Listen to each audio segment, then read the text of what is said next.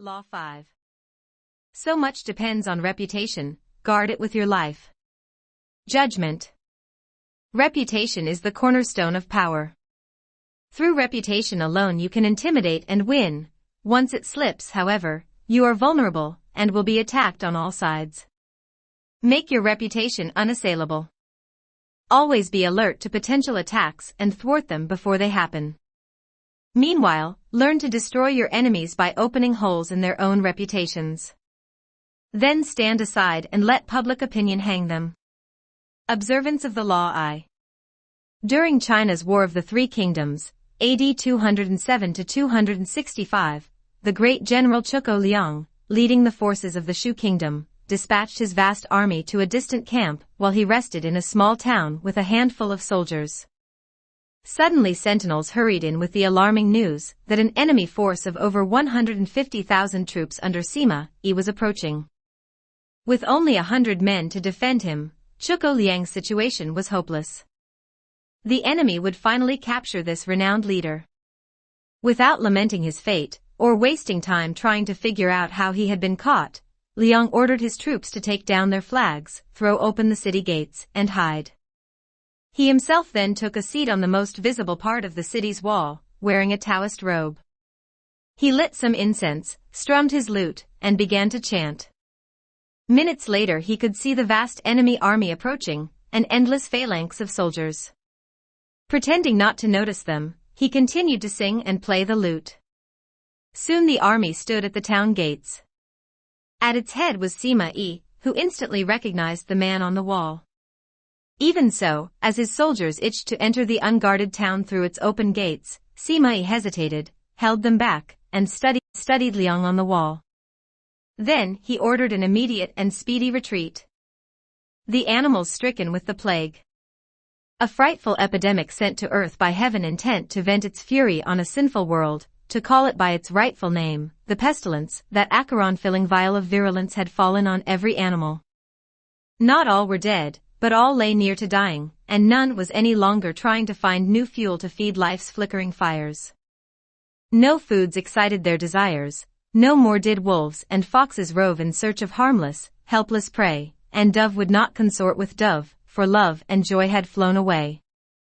The lion assumed the chair to say, "Dear friends, I doubt not it's for heaven's high ends that on us sinners woe must fall. Let him of us who's sinned the most fall victim to the avenging heavenly host, and may he win salvation for us all, for history teaches us that in these crises we must make sacrifices." Undeceived and stern-eyed, let's inspect our conscience.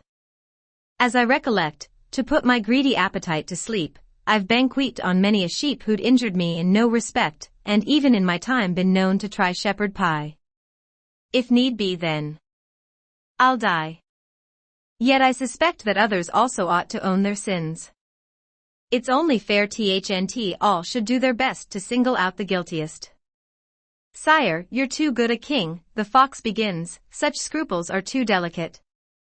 My word, to eat sheep, that profane and vulgar herd. That's sin? Nay. Sire, enough for such a crew to be devoured by such as you, while of the shepherds we may say that they deserved the worst they got. Theirs being the lot that over us beasts plot a flimsy dream-begotten sway." Thus spake the fox, and toady cheers rose high, while none dared cast too cold an eye on tigers, bears, and other eminences most unpardonable offences each, of never mind what currish breed, was really a saint, they all agreed. Then came the ass to say, "I do recall how once I crossed an abbey mead where hunger, grass in plenty, and withal, I have no doubt, some imp of greed assailed me, and I shaved a tongue's breadth wide where frankly I'd no right to any grass." All forthwith fell full cry upon the ass. A wolf of some book learning testified that that cursed beast must suffer their despite, that gall-skinned author of their piteous plight. They judged him fit for naught but gallows bait. How vile, another's grass to sequestrate. His death alone could expiate a crime so heinous, as full well he learns. The court, as you're of great or poor estate, will paint you either white or black by turns. The best fables of La Fontaine, Jean de La Fontaine, 1621 to 1695. Interpretation. Zhuge Liang was commonly known as the Sleeping Dragon. His exploits in the War of the Three Kingdoms were legendary. Once a man claiming to be a disaffected enemy lieutenant came to his camp, offering help and information. Liang instantly recognized the situation as a setup. This man was a false deserter, and should be beheaded. At the last minute, though, as the axe was about to fall, Liang stopped the execution, and offered to spare the man's life if he agreed to become a double agent. Grateful and terrified, the man agreed, and began supplying false information to the enemy.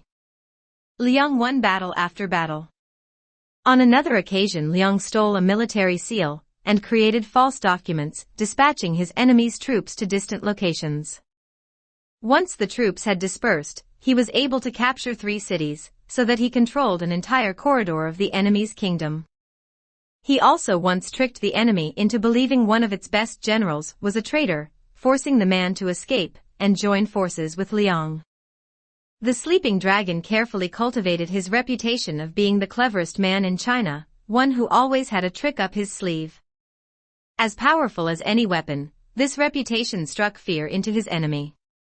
Sima Yi had fought against Zhuge Liang dozens of times and knew him well. When he came on the empty city, with Liang praying on the wall, he was stunned. The Taoist robes, the chanting, the incense, this had to be a game of intimidation. The man was obviously taunting him, daring him to walk into a trap. The game was so obvious that for one moment it crossed Yi's mind that Liang actually was alone and desperate. But so great was his fear of Liang that he dared not risk finding out. Such is the power of reputation. It can put a vast army on the defensive, even force them into retreat, without a single arrow being fired. For, as Cicero says, even those who argue against fame still want the books they write against it to bear their name in the title, and hope to become famous for despising it. Everything else is subject to barter. We will let our friends have our goods and our lives if need be, but a case of sharing our fame and making someone else the gift of our reputation is hardly to be found. Montaigne, 1533–1592. Observance of the Law 2. In 1841, the young P.T. Barnum, trying to establish his reputation as America's premier showman, decided to purchase the American Museum in Manhattan and turn it into a collection of curiosities that would secure his fame. The problem was that he had no money. The museum's asking price was $15,000, but Barnum was able to put together a proposal that appealed to the institution's owners, even though it replaced cash up front with dozens of guarantees and references. The owners came to a verbal agreement with Barnum, but at the last minute, the principal partner changed his mind, and the museum and its collection were sold to the directors of Peale's museum. Barnum was infuriated, but the partner explained that business was business. The museum had been sold to Peale's because Peale's had a reputation and Barnum had none. Barnum immediately decided that if he had no reputation to bank on, his only recourse was to ruin the reputation of Peale's. Accordingly, he launched a letter-writing campaign in the newspapers, calling the owners a bunch of broken-down bank directors who had no idea how to run a museum or entertain people. He warned the public against buying Peale's stock, since the business's purchase of another museum would invariably spread its resources thin. The campaign was effective, the stock plummeted, and with no more confidence in Peale's track record and reputation, the owners of the American Museum reneged on their deal and sold the whole thing to Barnum. It took years for Peale's to recover, and they never forgot what Barnum had done. Mr. Peale himself decided to attack Barnum by building a reputation for highbrow entertainment, promoting his museum's programs as more scientific than those of his vulgar competitor. Mesmerism, hypnotism, was one of Peale's scientific attractions, and for a while it drew big crowds and was quite successful. To fight back, Barnum decided to attack Peale's reputation yet again. Barnum organized a rival mesmeric performance, in which he himself apparently put a little girl into a trance. Once she seemed to have fallen deeply under, he tried to hypnotize members of the audience, but no matter how hard he tried, none of the spectators fell under his spell, and many of them began to laugh.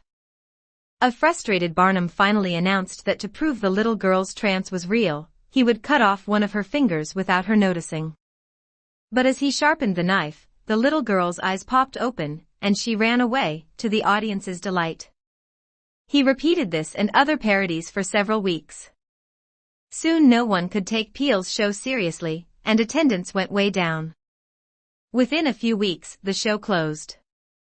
Over the next few years, Barnum established a reputation for audacity and consummate showmanship that lasted his whole life. Peele's reputation, on the other hand, never recovered. Interpretation. Barnum used two different tactics to ruin Peele's reputation. The first was simple: he sowed doubts about the museum's stability and solvency. Doubt is a powerful weapon. Once you let it out of the bag with insidious rumors, your opponents are in a horrible dilemma. On the one hand, they can deny the rumors, even prove that you have slandered them. But a layer of suspicion will remain. Why are they defending themselves so desperately? Maybe the rumor has some truth to it? If, on the other hand, they take the high road and ignore you, the doubts, unrefuted, will be even stronger. If done correctly, the sowing of rumors can so infuriate and unsettle your rivals that in defending themselves they will make numerous mistakes. This is the perfect weapon for those who have no reputation of their own to work from. Once Barnum did have a reputation of his own, he used the second, gentler tactic, the fake hypnotism demonstration. He ridiculed his rival's reputation. This too was extremely successful. Once you have a solid base of respect, ridiculing your opponent both puts him on the defensive and draws more attention to you, enhancing your own reputation. Outright slander and insult are too strong at this point. They are ugly and may hurt you more than help you. But gentle barbs and mockery suggest that you have a strong enough sense of your own worth to enjoy a good laugh at your rival's expense. A humorous front can make you out as a harmless entertainer, while poking holes in the reputation of your rival. It is easier to cope with a bad conscience than with a bad reputation. Friedrich Nietzsche, 1844–1900. Keys to power. The people around us, even our closest friends, will always to some extent remain mysterious and unfathomable. Their characters have secret recesses that they never reveal. The unknowableness of other people could prove disturbing if we thought about it long enough, since it would make it impossible for us really to judge other people. So we prefer to ignore this fact, and to judge people on their appearances, on what is most visible to our eyes: clothes, gestures, words, actions. In the social realm, appearances are the barometer of almost all of our judgments, and you must never be misled into believing otherwise. One false slip, one awkward or sudden change in your appearance, can prove disastrous. This is the reason for the supreme importance of making and maintaining a reputation that is of your own creation. That reputation will protect you in the dangerous game of appearances, distracting the probing eyes of others from knowing what you are really like, and giving you a degree of control over how the world judges you, a powerful position to be in. Reputation has a power like magic. With one stroke of its wand, it can double your strength. It can also send people scurrying away from you. Whether the exact same deeds appear brilliant or dreadful can depend entirely on the reputation of the doer. In the ancient Chinese court of the Wei Kingdom, there was a man named Mitsusia, who had a reputation for supreme civility and graciousness. He became the ruler's favorite. It was a law in Wei that whoever rides secretly in the ruler's coach shall have his feet cut off, but when Mitsusia's mother fell ill, he used the royal coach to visit her, pretending that the ruler had given him permission. When the ruler found out, he said, "How dutiful is Mitsusia." For his mother's sake he even forgot that he was committing a crime, making him liable to lose his feet. Another time the two of them took a stroll in an orchard.